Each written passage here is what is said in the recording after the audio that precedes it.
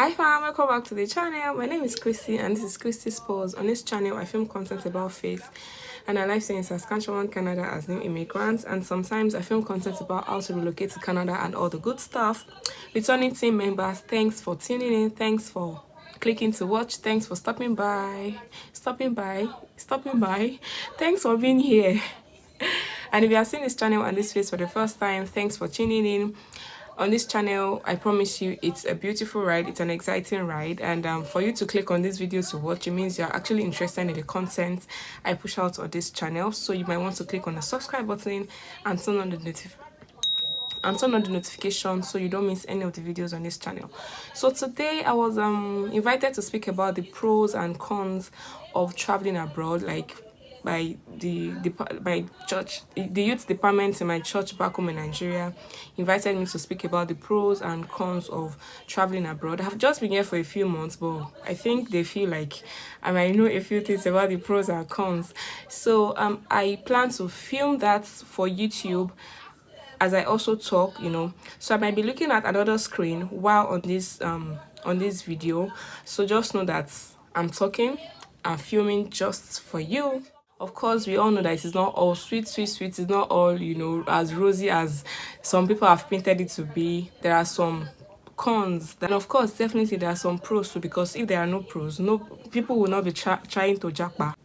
So guys, let's do this. The first thing I'll be talking about is the capital that is required for you to travel. It is very capital intensive to, however you want to come, whether as a student, whether as like a PR, like we came in as permanent residents, whether as whether you want to come in with your work permit, and whether however you want to come, it is capital intensive. Even if you want to come in illegally, it is capital intensive. And I don't know if you saw it. I made a video on some people that are in like living in the abroad illegally, and I can to be honest with you, a lot of them are not finding it funny. So it is just the best thing to do is just to come in legally. So, but I digress.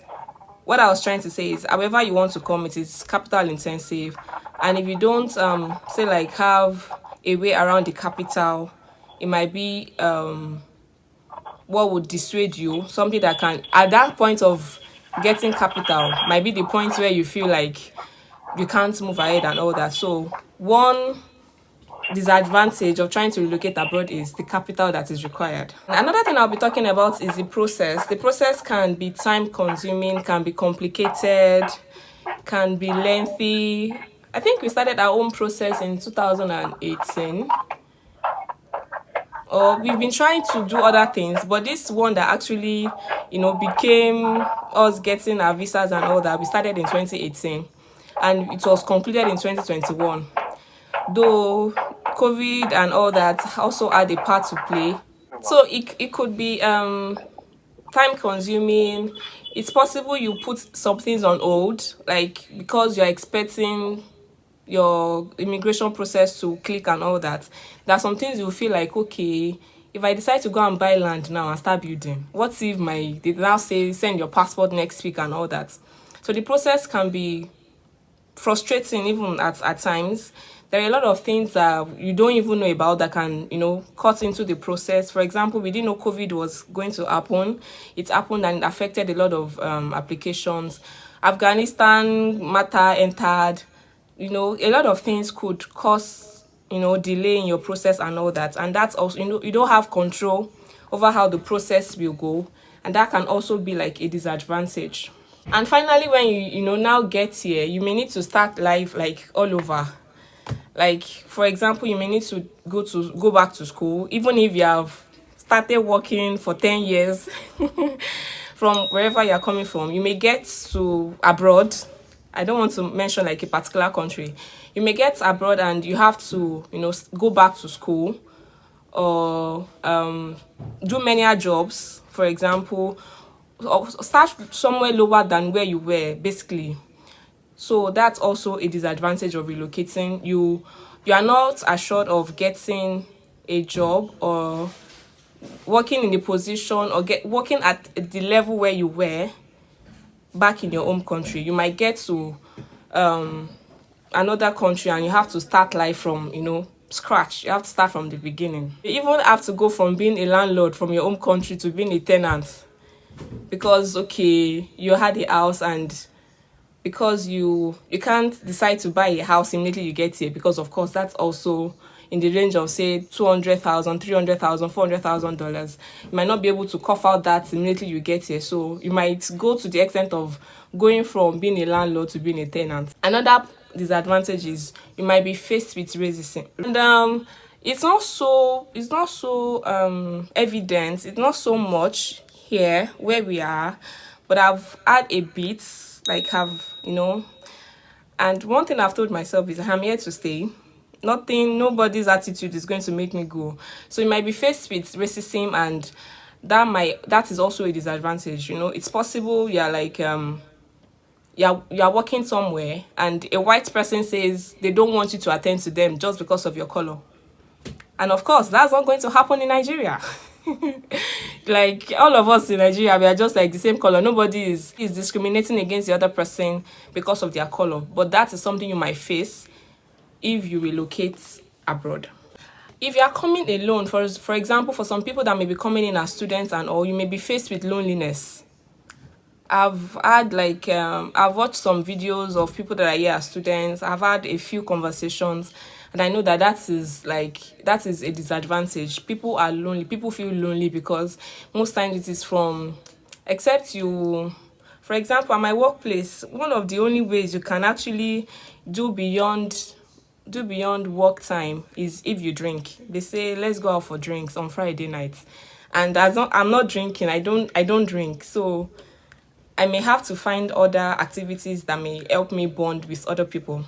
So a disadvantage might be that you may be lonely, like, well, in the first few months or years, depending on how introverted you are. If you are someone that finds it hard to relate, you may also be faced with loneliness, especially if you are like not so like the outgoing person. You may be faced with loneliness, and we can relate this a lot to during the COVID time when people could not go out. We had a high rate of suicide in the abroad, because people were, the only way they were relating was meeting colleagues and all that. And since that was not there, people that were depressed had more opportunities to fall into their depression. So depending on how social, how outgoing you are, you may be faced with loneliness. Your favorite things may not be available. Or if they are available, they may be expensive. For example, people that like to eat all the African foods, all the pounded yam and all that, you may not have those things readily available for you, and that may be a disadvantage. I think there are some people that say they can't do with. I was speaking with somebody, and there were some foods the person said, lie, I cannot do with those. I cannot do without these foods. Things are a bit if you decide to do all the conversion and all that, living expenses is way more than it is in Nigeria. So that's another disadvantage. Cost of living is really higher than it is in Nigeria. One last thing I'll talk about when it comes to disadvantage is you may have language barriers. Even though it is English, you are speaking with whoever it is you are communicating with, the accent might play a big role in you understanding the other person. Sometimes I've been hacked to, that I'm talking too fast. And I used to say that it is them that used to talk too fast, but I've been told sometimes to, talk slowly because my way of speaking is too fast and all that. So language barrier may also be a disadvantage. So I'll go on to the pros. Benefits of relocating. For me, the first thing is a better standard of living. And we might be about saying that what's the big deal? Is it not the same food? Is it not the same health? Is it not the same? But I checked, and Nigeria is a third world country, and abroad, especially if you are moving to a place that is higher in terms of, for example, where we are right now is a first world country, and of course it is expected that way of living, standard of products and all those things, health and all that will have like more quality than coming from a third world country. Healthcare, security, all those things are perks that are things that we enjoy better than we were enjoying back home in Nigeria. And one of the things I noted was depending on which abroad you relocate to, security is actually better. There are actually some some places that the security is actually, when I hear of the way teenagers and all handle guns in some countries, I'm like, hey, this is not the place I want to, take myself and my children to. But generally speaking, security is actually better when you relocate abroad than Nigeria. Some things are free that you actually don't have to pay for. That's another advantage. For example, healthcare is free, education is free until grade 12. Grade 12 is like SS3 in Nigeria. Like until you finish secondary school, education is free, and you only have to start paying if you decide to go into an institution. And when we got here and I started looking for jobs, I saw that some of the jobs, as long as you have grade 12, and grade 12 is SS3, as long as you have grade 12, you could actually apply for some of these jobs, which means that whatever it is they have educated you with until SS3 can help you get some jobs. So they see it as it is your decision if you want to go to higher institution, and that's why it is from there you start paying. But I saw some jobs like they will say grade 12, like requirement is for you to have grade 12. And that is to speak to the quality of education that you get even at the SS3 secondary school stage. Another pro for me is you have opportunity to become whatever you want to be.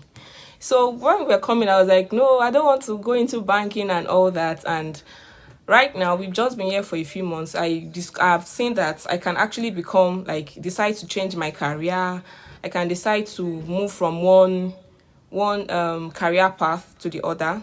And when I looked at Nigeria and changing careers, I saw that the ease of changing careers here is actually like a whole lot better than what it could be in Nigeria. If I decide to change careers in Nigeria, it could mean like a whole lot of different things. It could mean a whole lot of difficult. In fact, it's possible that I'm not able to do it.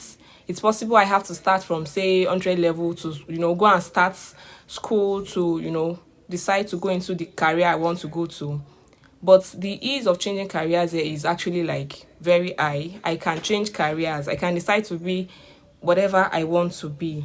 Another pro for me is there is dignity in labor. Nobody can look down on you for whatever it is you are doing.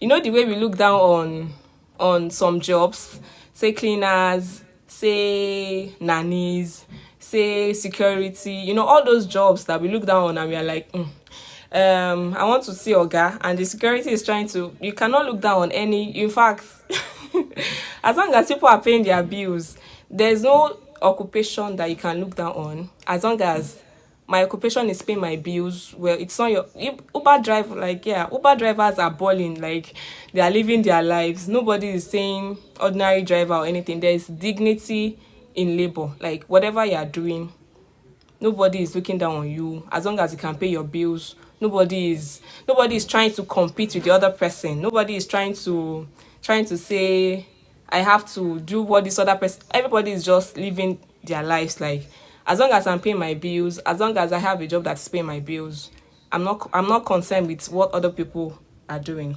And that takes me to the next point, which is you can own assets as long as you have a job. And when I say assets, I mean houses, cars, investments. You can, as long as you have a job, you can own assets. And that is because there's credit is readily available. The way you carry all your all your balance sheet as business people, and you carry it to the bank. You carry all your, what's this English I'm looking for? All your cash book, all your statement of accounts. You take it to the bank and they're like, they cannot borrow you money. Credit is readily available here. Unlike Nigeria, where before you can access credit, it is, from bring your grandma's grandma's birth certificate and her death certificate. Bring there are a lot of I'm exaggerating, sorry. There are a lot of things like requirements for you to access credit, and it is not like that here. In fact, the day we went to open an account, like when we just came, I think we opened an account about a week or less than a week after we came in. We were given a credit card. Like, credit is that easily accessible, though it now depends on you to use the credit with sense, but it is available. And these assets are encouraged that you should get them with credits. You know, like the way we use our credit cards, you know, all those credit cards help you to, you know, access more credits. So I was saying that you could own assets.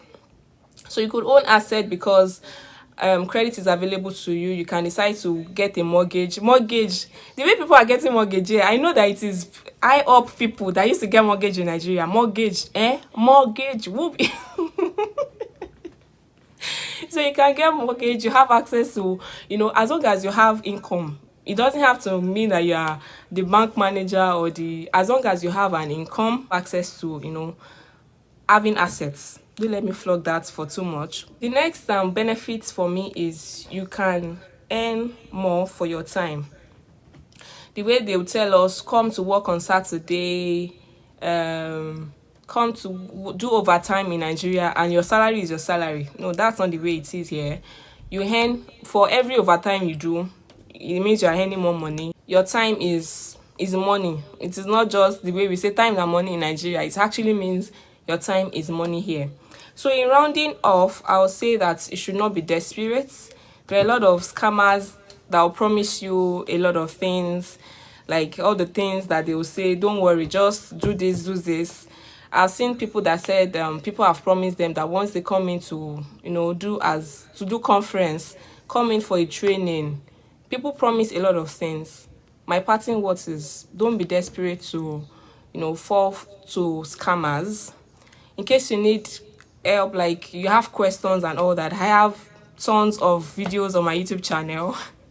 And in case you don't want to watch YouTube channel because of data, you can chat me personally. I can answer questions as much as I can. I am available to help as much as I can.